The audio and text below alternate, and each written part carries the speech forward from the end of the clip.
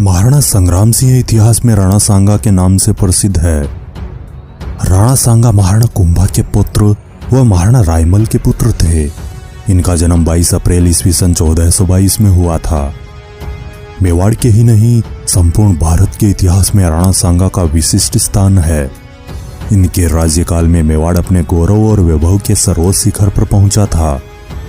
कुंवर पद पर ही इनका अपने बड़े भाई उड़ना राजकुमार पृथ्वीराज से विवाद हो गया था। उसी विवाद में इनकी एक आंख फूट गई थी। इस आपसी झगड़े के समय विश्वस्त सरदारों ने राणा सांगा को बचा लिया था। प्रारंभिक काल में अपने पिता के समय सांगा काफी दिनों तक अज्ञातवास में रहे। अपने दोनों बड़े भाइयों की कुंवर पद पर ही मृत्यु होने के बाद वे मेवाड़ में अपने पिता के पास आए।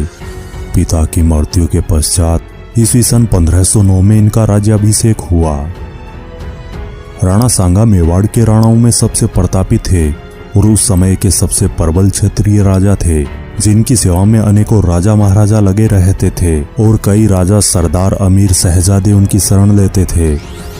उस समय दिल्ली में लोधी वंश का सुल्तान इब्राहिम लोधी, गुजरात में महमूद शाह और मालवा में नादिर शाह खिलजी का राज्य था। राणा सांगा ने इन सब को घुटने टिकवाए थे और अपने बाहुबल पर विशाल साम्राज्य स्थापित कर लिया था।